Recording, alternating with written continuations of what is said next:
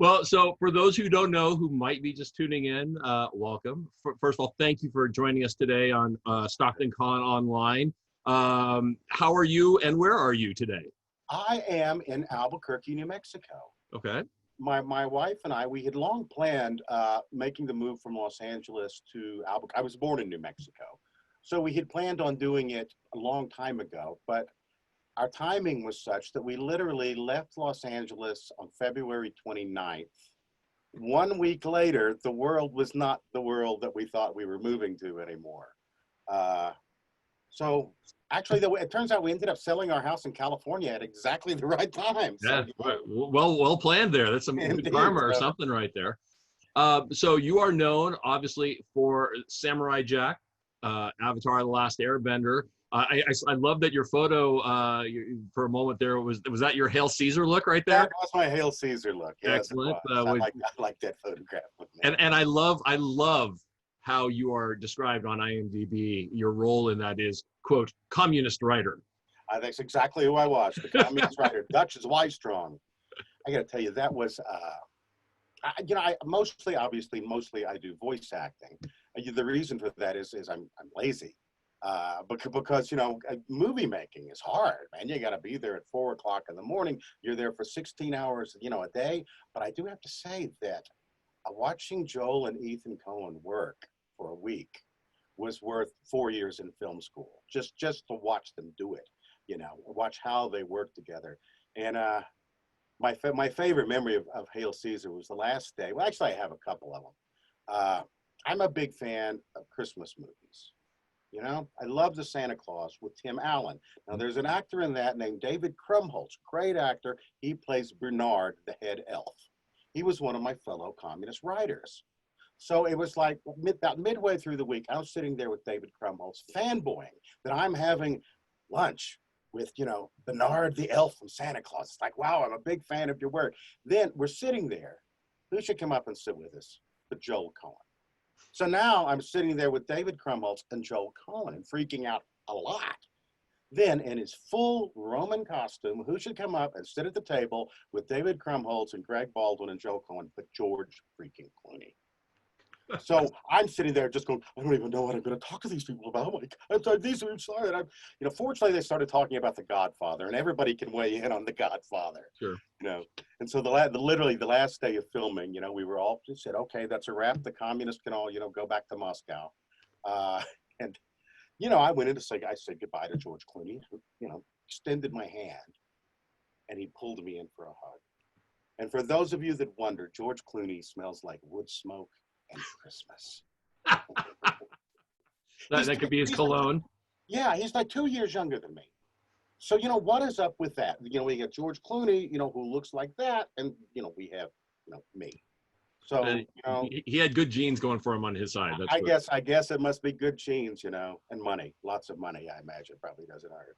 Well, so let me ask, how does one, you a self-admitted lazy voice actor, I don't think you're really lazy, but your words, not mine. How did you get into a Coen film? I auditioned. It's simple. I originally had auditioned for the role of a bartender, I think. And I didn't get that, but I guess the casting director liked my look enough to call me back in for the role of Dutch Slystrong. And I auditioned. And to my shock and surprise, I got the gig. And it was, as I said, it was quite a week. But again, it's hard work. I like going into a recording booth. I work for an hour and a half.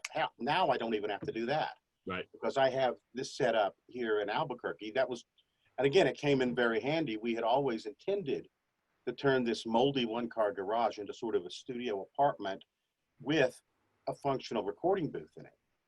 And the recording booth has come in very handy in these, So yeah, I don't have to get up. I have to walk, 25 feet from my house to go to work. It's always nice, right? That's pretty lazy. As long as the birds aren't too loud outside. Exactly. Well, so now we're officially at 4:30, and so I'm going to consider the Hail Caesar part that we just did kind of the preview that those who tuned in early got to see.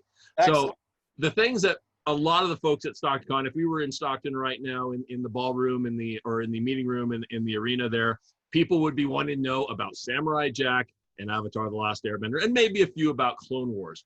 So let me ask you, Uncle Ira, Aku from Samurai Jack, both done by Mako. I'm going to say his name right. Iwamatsu.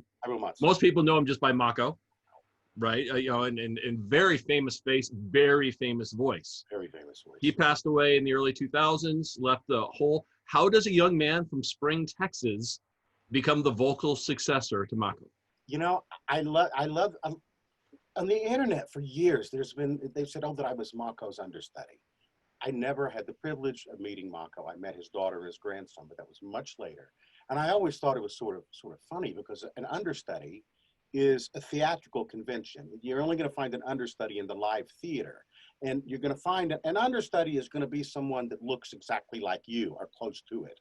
And I always thought, guys, I don't know if you've seen Mako and me, but if you would never mistake us, But I love the story because it just shows you never know how. I think Iro has a line, destiny is a funny thing.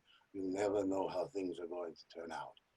And I was a 17-year-old boy in Spring, Texas. I fell in love with musicals from the first time I heard my mother's soundtrack from the film of Camelot. And so I loved musicals. I was in high school. I was doing high school musicals. Every year for Christmas and my birthday, all I wanted was cast albums. And so I think probably I think it might have been for my birthday, 1977, there was a Stephen Sondheim musical called Pacific Overtures. It starred Mako in the lead role of the reciter. I immediately fell in love with this musical. I had never heard it. I mean, it was so Sondheim. It even predated Sweeney Todd, because instead of, boy meets girl, boy loses girl, this was about the opening up of Japan in 1853, and it was about geopolitics, and it was all done in kabuki style, and I became just totally enamored with this musical.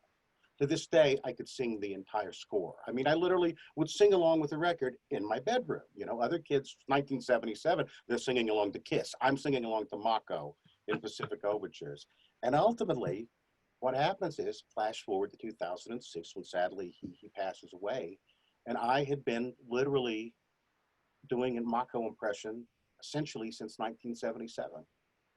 And that's how I ended up being Mako, the Mako man, because of Pacific Overtures. And the cool thing is, recently, another major factor in my decision to become an actor was I saw a film called Scrooge in 1970 that starred Albert Finney, another musical. And Albert Finney passed away fairly recently. And I remember going in, telling my wife, I was crying. I said, oh no, I just heard the news, Albert Finney has died. I said, I always wanted to tell him, he might not have ever known it, but it would just send him a letter, say, man, you were the reason I became an actor. And she said, well, you know what? You should write Stephen Sondheim a letter. And I did. I literally wrote Stephen Sondheim a letter thanking him for writing Pacific Overtures. And there's a wonderful lyric in the musical called "It's the ripple, not the stream." And I talked about the ripples of him writing a show and casting Mako in it, and all these years later, and how very much that has affected my life. And I wanted him to know that. And to my shock and surprise, about a month later, I got a letter from Stephen Sondheim himself. And he said in the letter, I just want to thank you. I'm glad that the show had such a salubrious effect on your life. And I said, okay, that's Sondheim, because only Sondheim would use the word salubrious. So how did you get that call? I mean, were you known as having that impersonation in your back pocket, or how did they find you amongst the millions of voiceover artists? Just normal, I got the sides from my agent. I thought it was weird that they wanted a Mako sound-alike, because at the time Mako was still alive. I thought, well, maybe he's not, as happens sometimes, maybe he's not available. Maybe they need to do some pickups. And I literally just recorded it in my old office at Disney, where I was working as a paralegal. I think I recorded it on my cheap microphone on my Disney desk and sent it in. They laid me off a couple of weeks later, but that's another story. And I just sent it in, and to my surprise, my agent called me a bit later and said, wow, you are their first pick. They want to see you at Nickelodeon. And so I went in and did the first audition at Nickelodeon, and then they wanted to see me again, only this time it was with all the creators of the show, with the executives were there. And that's, I literally just the standard route. They sent me the audition, they listened to the tape, and they liked it. So for those of you who are watching, we're talking to Greg Baldwin right now. If you have questions, you can post them in Facebook. We'll see them, and I'll be happy to ask them. But I got a bunch, so if you know, if everybody's too shy to post, I got it covered. You mentioned earlier that you'd met Makos' family. Can you talk a little bit about that experience and what happened and how that came about? It was at a recording for Samurai Jack, and I think it was the next to last episode. I can't be positive. You know, as in most office spaces, you have to sign in security when you walk into the Cartoon Network. I signed in, and I noticed that just above me, someone had signed in as Mako. And I thought, well, kind of a sick joke. I mean, you know, I don't think that's so funny. But, you know, signed in, went back. I was sitting in the green room, and I noticed there was a woman there with a teenage son. And Gendy Tartakovsky said, hey, Greg, come over here. There's somebody I want you to meet. This is Makos' daughter and his grandson. They're coming. They're going to watch the session today. And I'm going, well, geez, Gendy, I wish you maybe had given me the heads up on this, you know, because it's one thing to do the voice of an iconic actor, an iconic character. Haku was both of those things. But now I'm doing the voice of this woman's beloved deceased father. And it's like, that's another thing altogether. So I was very, very nervous about that. And I was fortunately, the booth was set up as such that I could not see her on the other side of the glass while I was recording.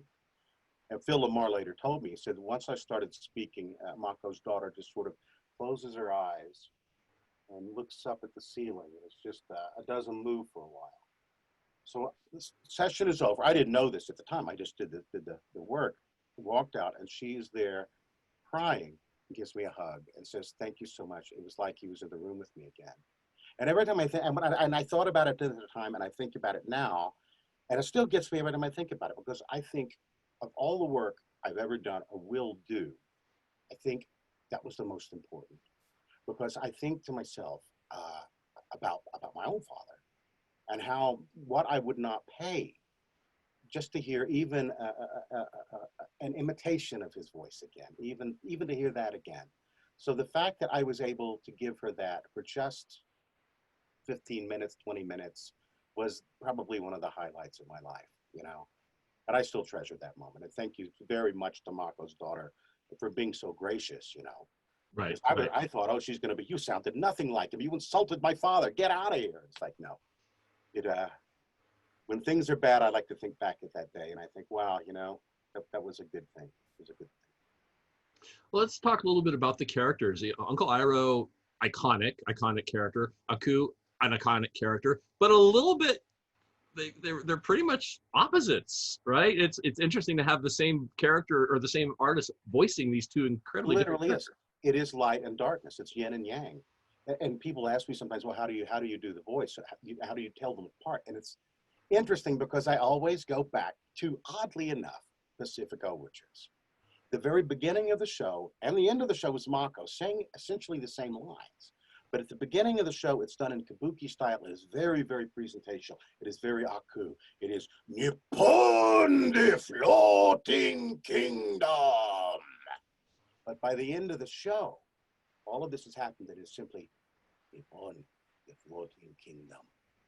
And that's how I find the difference between Iro and Aku every time. It's as simple as that, you know. So just it's calmness versus anger in many ways. Basically, yeah. And it's just Aku is big. I mean, I guess if you were going to say, as an actor, I would say Aku is playing to the people in the balcony in a live theater, whereas Iro is in a movie and he's talking to you. You know, he's right here. So is it hard being Uncle Iro? I mean, because it's a high level for people to, you know, to expect you to, Greg Baldwin, to be Uncle Iro. How, you know, do people expect you to be more like him, or? Yes, and to the best of my ability. I told someone recently, and you know, I always knew that Iro was an iconic character, but I didn't realize until I started attending these cons what an impact he had. Time and again, people will say to me, you know, oh, this happened in my life, this happened, and Uncle Iro said this, and it made me feel better. And I remember not too long ago, I had watched the Tom Hanks Mr. Rogers movie. And I said to my wife, I said, you know what, I think I get it. I think I understand. Uncle Ira is Mr. Rogers for a different generation because he's teaching them the same things. Sure. Believe in yourself. You are special. You matter. Be kind. Now the difference is Fred Rogers was Mr. Rogers. They were interchangeable, you know. Greg Baldwin is not Uncle Ira. Right. There's a meme that says, be the person Uncle Ira knows you can be. And I say, well, that applies to me as well. And sometimes really, I will hear Ira in the back of my head. So, you know, do you really want to tweet that, Greg? Maybe that's not the best idea. Have a cup of tea, then deliver the tweet. So yeah, it's even changed me. And I oddly, especially with the pandemic, the cameos have, you know, I get so many cameo requests from people that you just want Uncle Ira to tell them it's going to be all right. And by me doing that, I actually am sort of assuring myself that everything is all going to be all right. So, you know, yeah, I think people want me to be Uncle Ira, and I try. I am not Mako. I am not Mr. Rogers. I'm a voice actor that listened to a musical in 1977, and some really wonderful things happened to me as a result. But I'm not. I am not always kind, loving, wise, gentle. You know, I'm an actor. I'm a narcissist. You know. You're saying you're not. We're breaking news today. You're not I know, perfect. exactly. I'm sorry, guys. Sorry about that, but that is true. I did find some video as I was preparing for this of you actually cosplaying as Uncle Ira at a recent con. I think down maybe in Ontario, which is actually close to where I am today. And I was struck by how much you resembled. I mean, obviously wig and makeup, but wow, it was quite a conversion. It is kind of, and I can't cosplay Aku. There's no resemblance between me and Aku. But I thought, Ira, I can cosplay that. And you know, and the first time I did it was at Ontario, and I did it originally not really to make any money. I just wanted, it's a character that I look like. And I thought, well, I could probably get away with it. And I just wanted to wander the con like all the other cosplayers, you know, just wandering around, you know. And it was the first time I put on the costume. And I'm walking around the con, just walking around the floor. And I hear somebody behind me say, hey, man, great cosplay, Uncle Ira. And I say, oh, I thank you very much for your kind words. And from behind me, I hear somebody say, crap, I think that actually is Uncle Ira. And I'm like, my work here is done, ladies and gentlemen, you know. That's when you just tip your hat and be like, I'm out, bye-bye. Yeah, I'm out. It's done, baby. It's done. Sometimes, you know, sometimes I just put on the costume here around the house. Shh, don't. No, I don't. Well, now I saw again. We'll talk a little bit about social media in a second, but I found you on YouTube with a couple of really cool videos. One of which was Uncle Ira talking about the pandemic, about having courage and being more kind. I thought, and that was really brilliant to listen to. And oh, thank you. Again, it's the same. That I was feeling like I wanted to do something. Like, what can I do? Well, I can do this. People will listen to Uncle Ira. I think I actually tweeted one time. I said, you know, I'm just a voice actor. I do not speak with any moral authority, but Uncle Ira does. And sometimes because I'm blessed to be able to sometimes play that card. I sometimes do play that card because people will listen to Uncle Ira. You know, right. But what he says matters. You know. Now, I got to say, I also enjoyed him reading this president's speech from Independence Day. That was well, that was my daughter does that speech. That was my daughter who got me thinking about that. Yeah, that was for really years she's memorized the whole speech, you know, and entertains us with us. I should probably do more videos on my YouTube channel. I would hope. I encourage you to do so because there's some fantastic things I want to share. There's a comment here from Kikyo Sano. I think above anything, we would all love to be told that things are going to be okay, especially during today's time. So you've obviously had the impact on at least one of our viewers today, which is excellent. Let's talk a little bit about voiceover. For those, you know, oftentimes when we're at a show, we'll have folks who are aspiring voiceover artists or, you know, they want to do cartoons, or maybe they just want to do their own animation at home. What can you tell us a little bit, or can you talk a little bit about what you do in the booth? For example, when you're doing the Clone Wars and you're doing other voices, or Ghost of Tsushima video game, which is the big game that's out right now, you did additional characters. Talk a little bit about that experience and how do you find all those voices in your head and create them? Well, you know, I mean, I'll let you in on a secret. a lot of voices, and it is a lot of voice actors do this, and people say, I always say first of all, if you want to be a voice actor, voice acting is acting. First of all, be an actor, act as much as you can, any opportunity. Technical tips, learn as many dialects as you can. That comes in handy. I remember there was one show I was on, and the character looked like an English Bobby. Well, all right, well, I'm going to go in, it's going to be English, right? And the director said, now, you know, this cop is Irish. Well, of course, I knew that's how they like me, boy. That's no surprise to me. And another really good tip is, and a lot of people they form their characters this way. Start with an impression. And ultimately, you mentioned Clone Wars, and if you watch, I played several characters on Clone Wars, but I really liked Kara Senube, who was a very, very old Jedi. His lightsaber was in his cane. He was very old, and he spoke like this. And the secret of it is, if you listen, I'll tell you now, he sounds very much like Richard Harris as the first Dumbledore in Harry Potter. Sure. So, you know, that's a little trick. That's sometimes, yeah. And the more you do it might start as an impression of Dumbledore, but eventually, because it's a different character, it becomes your own character. So it's always a good starting place. If you can't really, like, you know, what actor, who should this character sound like? And it's a good way to start, at least for me. Is there a way or a technique you use to find a voice? Like if you're thinking about Richard Harris, or if you're given a character and they show you, here's the Aqualish you're going to be playing in this upcoming scene, do you just kind of create, or do you get feedback from the director, or how do you go about it? Sometimes, very, very often, especially if you're guesting, or certainly at the very first read, if you're a regular, the director will usually say, give me a couple of choices. What are you thinking? You know, what are you thinking? And then the director will say, well, here's what I'm thinking. A case in point, going back to Clone Wars, it was a character that was a farmer.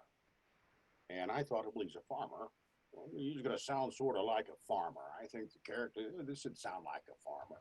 And this was on Clone Wars. And Dave Filoni says, yeah, that's great. But you know what? You think maybe you could do this role like Mako? And it's like, yes, I can do that too. Thank you. So yeah, a lot of times sometimes they'll have very, very strong opinions and you just do what they want. But a lot of times too, they'll say, give me a couple of choices and I can choose. So when you go in for a read for the gig, it's always a good idea to have planned out in your head a couple of ways the character could sound. So if we said do Mako as a farmer, would there be a difference? Like what choice would you think of? What would you try to put in your head? Well, if I was, it depends on, do you want an accent? Well, you could certainly do the voice of Mako, but then you could put a little accent on top of it and it would be very different. You know, that was kind of cool. That was very cool. That voice, I like that voice. And just make a little note of that future for the next job. Yeah, I never thought of giving that accent. I always find it interesting to watch. I've had the opportunity to meet many actors through StocktonCon. My favorite, present company accepted, obviously, is Maurice LaMarche, who I got the privilege of interviewing. Our last panelist or panel host was just lamenting the fact that he didn't get to interview Maurice. I did. And what I loved about the time I got to spend with him, and what I'm seeing with you, is just the facial features, and something you said just a moment ago, that this is acting. You know, you are really, it's not just talking into a microphone. No, not at all. Not. I mean, narration acting, I suppose, and even that there's acting and skill involved. But for characters, it absolutely is acting. It absolutely is. And you can, for example, even in my face when I'm doing, cool, you see it in my face. My face becomes very different as opposed to Uncle Ira. Again, but that's just big versus little. Right. And you kind of have to. You can't not do that, right? I mean, that's part of... No. Yeah, you can't not. You can't. Your body just takes over and starts becoming the character, especially Aku. I mean, Aku, I would say if I literally had to choose a role, I think I think my impression of Mako is better, and Avatar. I think as Iroh, I think my Samurai Jack Aku has some holes in it, but Aku is the most fun character you could ever possibly play. A little bit over the top and crazy. So over the top and crazy and funny. you know, the things I mean, he'll kill you, but you'll laugh. You'll die laughing. You know, that's Aku for you. So, so you mentioned you've been doing some stuff in your booth there in New Mexico. What's coming up for you? What do you have on tap? Well, That's not covered under an NDA.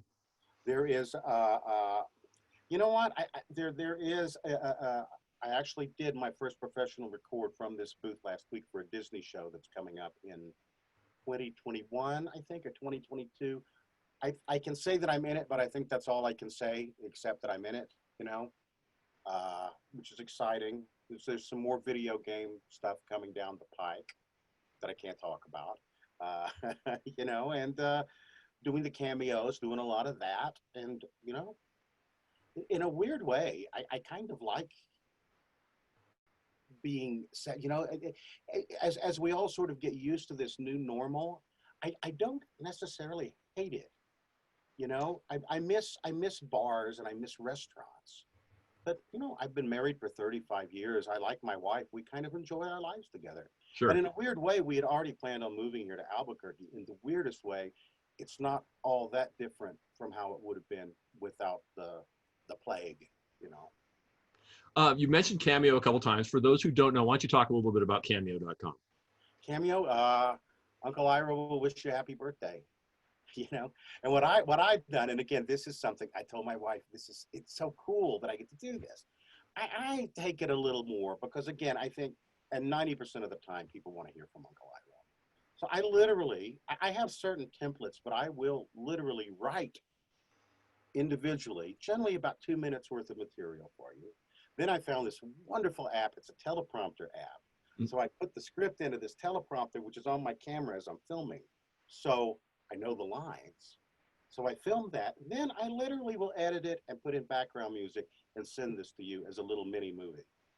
And I told my wife, I said, it's wonderful. I'm getting to basically produce, you know, from pre-production to distribution. I'm doing my own mini movies for these people all day long. And again, knowing that sometimes it makes other people feel better in these times makes me feel better. I know, even if it's just a happy birthday, if I know someone is going to be happy to get this from Iro, then in a time in which we need as much happiness as we can possibly, you know, get, if I'm able to provide just the tiniest bit of that and put that back into the world, I love it. I mean, honestly, I really do love making the cameos.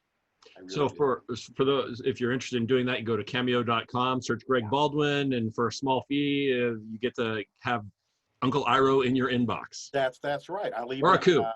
I even have the costume sometimes if they request the costume. I will put the costume on. That's awesome. Which the neighbors, because I go from the house back here to the booth, you know, and I have no idea what the neighbors think is going on when I walk out completely dressed as Iro. I don't know what's up with that guy, man. He walks back to that little garage. You know, You're going to be the talk of the neighborhood. So if people want to find you on social media, they want to read those tweets that Uncle Iro tells you maybe not to send, where can they find you online? Greg Baldwin Iro on Twitter, Greg Baldwin on Facebook, and I think I'm Greg Baldwin Iro on Instagram as well. And on YouTube as well, I believe. And on YouTube, it's Greg Baldwin's Extra Thick channel. Extra thick. That's right. Yes, I did a double take at that. I got to admit, when I searched for that, and I'm like, is that really his page? Yep, and that's thick with 2 C's. Yes, it is. Extra. There was something I definitely want to plug. It's coming out next week. Okay. The Samurai Jack video game. Oh yes. Yeah, and I had the privilege of being able to play the game. It was the coolest thing that ever happened. They obviously it's the pandemic. They sent me lights. They sent me the camera. They sent me all this. They sent me the game and said, we just want to shoot you, you know, playing this video game. And it was so much, I mean, again, talk about an experience because first of all, it's on camera, which is not something I usually do, but it's just my wife and I here. So my wife's having to be the stand-in. You know, we're arranging the shot for them via Zoom. You know, and then I'm sitting down and we're doing the shot, and then I'm uploading the sound file, the file to them, and it's like, wow, man, this was fun. You know, it's quite an education. And I can say, having played the game, it's a really fun game, and everyone should buy it. Excellent, excellent. Well, so before we close, we're going to wrap up here, but I'm wondering if Uncle Iro, or Aku for that matter, has a message to everybody, pandemic related or otherwise, just regarding what's going on. I will. It's of all. I mean, the lines that Mako delivered as Iro are also iconic. But of the lines that I actually delivered as Iro, there was a line that I delivered in Korra, and it is my favorite Iro line that I've ever delivered, and I think it's appropriate for the times. If you look for the light, you can often find it. If you look for the dark, that is all you will ever see. That's my line. That's my advice. Look for the light, guys. Look for the light. You can find it. You can find it. It's easy. Just look for it. Don't let the darkness and the sadness of this time. Another Iro line. This was a Mako line. If I can remember it. Do not allow yourself to give in to despair. Go down that route. Well, I give it on Cameo. Go down that route and you surrender to your lowest instincts. There's more to the line, which I'm totally drawing a blank on. Something about don't despair, but don't despair, man. Don't despair. Many things that seem threatening in the dark become welcoming once we shine light upon them. Well, Greg Baldwin, I appreciate you shining a light on Uncle Iro, on Aku, on voiceover acting. This is our final panel of the day, and I Michael frowned at me for saying this, but I think we saved the best for last, certainly with having you here. So thank you so much. And Mike is going to be popping back in here in a second. Mike, did you have anything you wanted to say before we depart? Thank you, Greg. I really appreciate you coming in and being a part of this. My pleasure. I love it. I want to come back to Stockton in person. We always make a week out of it because we like to go up to the wineries in Lodi.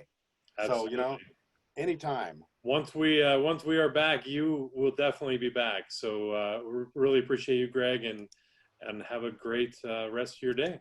You guys too. Thanks a lot. Thank you, Greg.